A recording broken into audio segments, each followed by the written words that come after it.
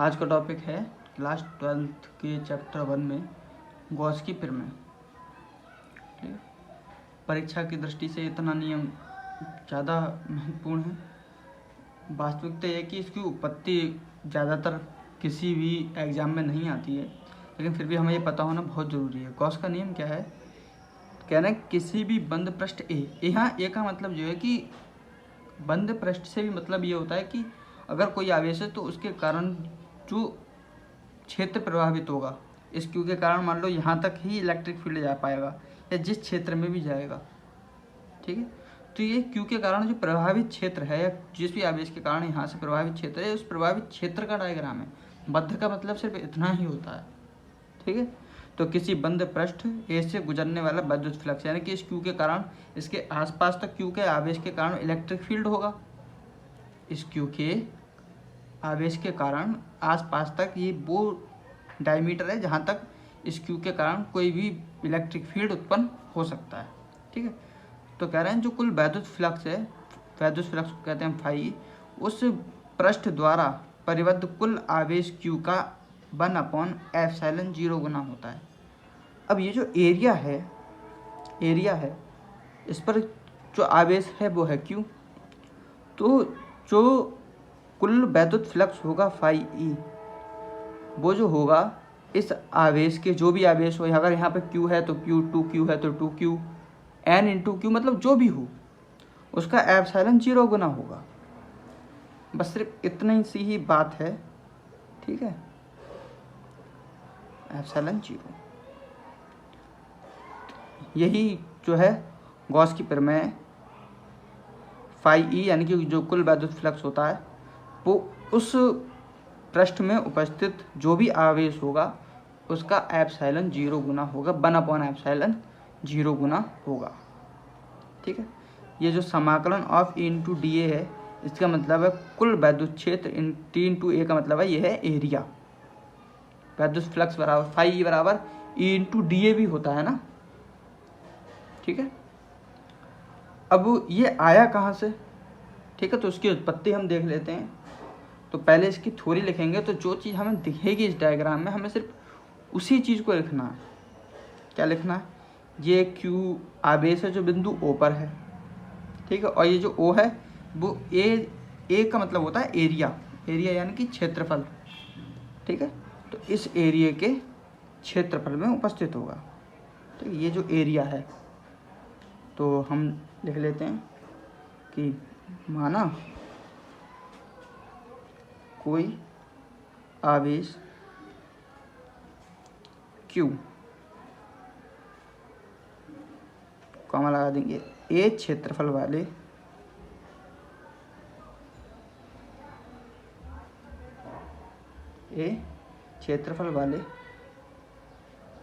पृष्ठ के भीतर, अब इस बिंदु का नाम है O, तो यहाँ लिख देंगे बिंदु O पर स्थित है। ठीक है, वही बात लिखनी है जो।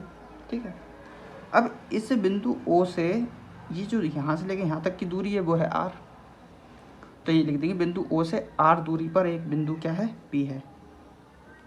बिंदु O से R दूरी पर एक बिंदु P स्थित है। ठीक है, अब ये P के चारों ओर का क्षेत्रफल होगा। जैसे मान लो ये कोई बिंदु है जो P से R दूरी पर स्थित है, तो इसके चारों ओर जो भी क्षेत्र होगा, जो बहुत ही सूक्ष्म क्षेत्रफल होगा, उसको बोलते हैं DA। ये मैंने यहाँ पे दिखाया हुआ भी है, P स्थित है जिसके चारों ओर का सूक्ष्म क्षेत्रफल DA है। ठीक है, अब बस कुछ चीज़ें हमें जो हैं इसमें ज़रूरत पड़ेगी और हमें क्लियर भी कर लेनी चाहिए। ठीक है, जैसे कि डी ओमेगा क्या है? ज़्यादातर परेशानी जो होगी वो इसी से उत्पन्न होती है, क्योंकि लोग जो है डी ओमेगा को नहीं जानते। तो डी ओमेगा जो होता है वो होता है घन कोण। जो डी ओमेगा होता है वो होता है घन कोण। अब घन कोण क्या है? ये जो कोण है, ये कोण वाला जो एरिया है, ठीक है, और ये जिस कोण पर बना होता है और जिस क्षेत्रफल पे बना होता है, तो ये जो क्षेत्रफल पे बना है वो है डी ए। तो घन कोण कहते हैं डी ओमेगा। तो क्या होगा? D A. डी ए क्या है? डी ए होता है क्षेत्रफल, जिस क्षेत्रफल पे है बटे उसकी बीच की दूरी का वर्ग, यानी कि आर स्क्वायर। अब अगर इनमें जो ये घन कोण है ये थीटा कोण पर है, तो वहीं यहाँ इसमें कॉस थीटा से हो जाती है मल्टीप्लाई, यानी कि d A cos theta upon r square equal d omega. अब अगर देखा जाए तो इसका अगर समाकलन हम कर दें, किसका? समाकलन ऑफ डी ओमेगा, ठीक है। तो डी ओमेगा होता क्या है, तो ये हमें पता भी होना चाहिए। अगर डी ओमेगा घन कोण है तो जब भी हम किसी घन कोण का समाकलन करते हैं तो वो होता है 4 पाई के बराबर। किसके बराबर होता है? 4 पाई के बराबर। तो ये बात हमें ध्यान रखनी है, ठीक है। ये बात हमें ध्यान रखनी है कि किसके बराबर होता है? जो घन कोण का समाकलन होता है या आगे चल के भी काम आएगा वो होता है 4 पाई के बराबर, ठीक। जो घन कोण से रिलेटेड कुछ चीज़ें हैं, घन कोण क्या होता है? डी ओमेगा बराबर होता है डी ए, जितना भी सूक्ष्म क्षेत्रफल होता है अपॉन बीच की दूरी, जिस जहाँ तक है, जहाँ तक बना हुआ है, यहाँ से यहाँ तक बना हुआ है, यानी कि आर स्क्वायर। अगर थीटा कोण पर है तो कॉस थीटा मल्टीप्लाई, ठीक है। अब चलो यहाँ पर आ जाते हैं। अब हमें कुछ चीज़ें जो है वो नोटिस कर लेनी चाहिए, ठीक है। जैसे कि इस प्लस क्यू आवेश के कारण इस बिंदु पी पर वैद्युत क्षेत्र की तीव्रता क्या होगी? क्या कहते हैं? वो पर प्लस क्यू के कारण बिंदु पी पर वैद्युत क्षेत्र की तीव्रता अब क्या होगी, ठीक है। तो हम ये वाला सूत्र पहले से जानते हैं। ये बराबर क्या होता है? 1/4 पाई एप्सिलॉन 0 क्यू अपॉन जो भी बीच की दूरी हो, यानी कि आर स्क्वायर, ठीक है। 1/4 पाई एप्सिलॉन 0, ठीक है। अब क्या है? क्यू, जो भी आवेश होगा, चाहे वो क्यू हो, चाहे पी हो, चाहे कुछ भी हो, वो आवेश ही लिखा है। और जहाँ से जहाँ तक की दूरी है क्या है? आर, यानी कि आर स्क्वायर, ठीक है। अब ये तो हमें पता चल गया कि प्लस क्यू आवेश के कारण इस पी पर वैद्युत क्षेत्र की जो तीव्रता है वो क्या है, ठीक है। अब सेकंड चीज़ देखते हैं कि बात फ्लक्स की भी चल रही है, तो इससे देखते हैं कि ये जो फ्लक्स है फाई ई वो कितना है। तो जो फाई ई होता है, फ्लक्स का सूत्र होता है जो हम पहले ही पढ़ चुके हैं, E into D A cos theta होता है। हम सब जानते हैं ये बात, ठीक है। तो हम क्या करेंगे, इसे हम मान लेते हैं कि ये समीकरण 1 है, ठीक है। तो ये जो ई है इसकी वैल्यू हम इसमें क्या कर देंगे? पुट कर देंगे, यानी कि ये लगाएंगे ई की जगह 1/4 pi epsilon 0 q upon r square d A cos theta, ठीक है। अब जो सेकंड थॉट आता है हमारे दिमाग में वो ये आता है कि d A upon r square cos theta ये किसके बराबर था? डी ओमेगा के बराबर। क्या था? घन कोण है, तो हम लिख देंगे चूंकि डी ओमेगा बराबर क्या हो जाएगा? D A cos theta upon r square क्या है? घन कोण है। क्या है? घन कोण है। तो हम यानी कि d A cos theta upon r square, इसकी जगह पर हम क्या लिख सकते हैं? डी ओमेगा, यानी कि इसे लिखेंगे 1/4 पाई एप्सिलॉन 0, ठीक है। इस बन के अपॉन में क्यू पहुंचा दे रहे हैं मल्टीप्लाई में, ठीक है। अब d A cos theta upon r square, इसके बटे में बन रहा है multiply, d A cos theta upon r square, इसकी जगह क्या लगा देंगे?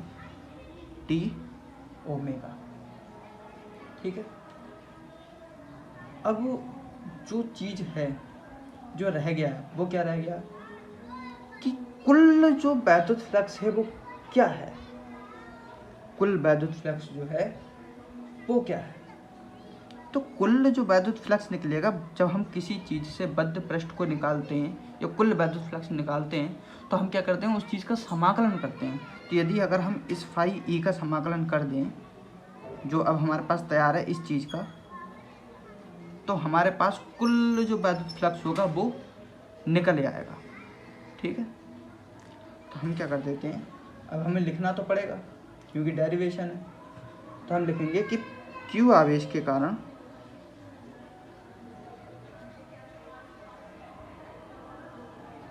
Q आवेश के कारण संपूर्ण पृष्ठ A से बाहर की ओर निकलने वाला वैद्युत फ्लक्स, संपूर्ण पृष्ठ A से बाहर निकलने वाला वैद्युत फ्लक्स। हमें कुल कितना निकल सकता, अभी तो ये क्या था, सूक्ष्म क्षेत्रफल से निकल रहा था अगर हम EDA cos थीटा करें तो। अब चूंकि हमने इसमें E का मान लगा दिया, अब हम ये देखेंगे ये समीकरण जो बन गई वो एक सूक्ष्म क्षेत्रफल से निकलने वाली बन गई कि कितना वैद्युत फ्लक्स निकलेगा। तो जब हमें सबसे निकालना है तो हम क्या कर देंगे, इस पूरी समीकरण क्या कर देंगे, समाकलन। किसका करेंगे, समाकलन ऑफ फाई ई, यानी कि समाकलन of Q upon 4 pi epsilon 0 into D omega. ये बात हम पहले चीज़ें कर चुके, कांस्टेंट चीज़ों पर इन चीज़ों का प्रभाव नहीं होता क्योंकि आवेश कांस्टेंट है। 4 पाई एप्सिलॉन 0 का मान कांस्टेंट है, 9 × 10⁹ ठीक है, जहाँ हम 1/4 पाई एप्सिलॉन 0 दिखाई देता है इसकी जगह हम 9 × 10⁹ लिख देते हैं, कोई फ़र्क नहीं पड़ता संख्याओं पे समाकलन का।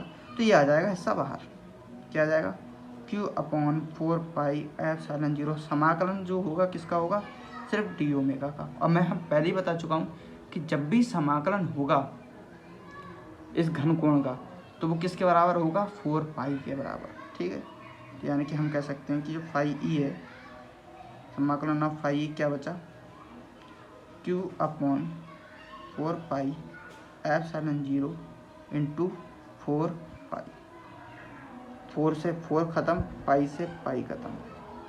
ठीक है, यानी क्या बचा, कुल नेट वैद्युत फ्लक्स की अगर हम बात करें, फाई ई जो है किसके बराबर बचा, समाकलन का चिन्ह हट जाएगा क्योंकि हम समाकलन कर चुके हैं, इस स्टेप में रहेगा। ठीक है, अब यू बचा, क्या बचा हमारे पास, 4 पाई तो कट गया, क्या बचा, Q अपॉन एप्सिलॉन 0। यही तो कॉस की प्रमेय है। ठीक है, तो हमें यही सिद्ध करना था। देखिए एक बार शॉर्टली फिर से समझा देता हूँ। ठीक है, हमें पहले निकालना है कि वैद्युत क्षेत्र की तीव्रता इस बिंदु पर क्या है और प्लस Q आवेश के कारण फ्लक्स कितना निकल रहा है। ठीक है, फ्लक्स का सूत्र होता है EDA cos थीटा। ए की वैल्यू हमने ये प्लेस कर दी है। ठीक है, और DA cos theta upon R² बराबर होता है डी ओमेगा, जिसे हम कहते हैं घन कोण, जिसके बारे में हम पहले आपको समझा चुके हैं। ठीक है, उसके बाद क्या करना है, अगर हमें पूरा संपूर्ण वैद्युत फ्लक्स निकालना है तो हमें इस समीकरण क्या करना पड़ेगा, समाकलन। ठीक है, कि कितना फ्लक्स इससे बाहर की ओर जा सकता है, मैक्सिमम कितना जा सकता है। ठीक है, तो हमने समाकलन किया Q अपॉन 4 पाई एप्सिलॉन 0 डी ओमेगा। हम जानते हैं कि ये तो एक कांस्टेंट वैल्यू है। ठीक है, आंकिक मान है एक तरीके से, अगर देखा जाए इस पर कोई भी इफेक्ट समाकलन का नहीं होगा। समाकलन का इफेक्ट हमें जो करना है या समाकलन जो करना है वो किसका करना है, डी ओमेगा का करना है। तो डी ओमेगा का जब हम करेंगे, क्योंकि ये घन कोण है और घन कोण का जो समाकलन होता है वो होता है 4 पाई। ठीक है, 4 पाई से 4 pi cancel, Q upon epsilon 0 बचा, यानी कि फाई ई कुल वैद्युत फ्लक्स जो होगा Q अपॉन एप्सिलॉन 0 गुना होगा। ठीक है, इससे संबंधित सवाल भी अब हम करेंगे, एक उदाहरण इसके नेक्स्ट वीडियो में।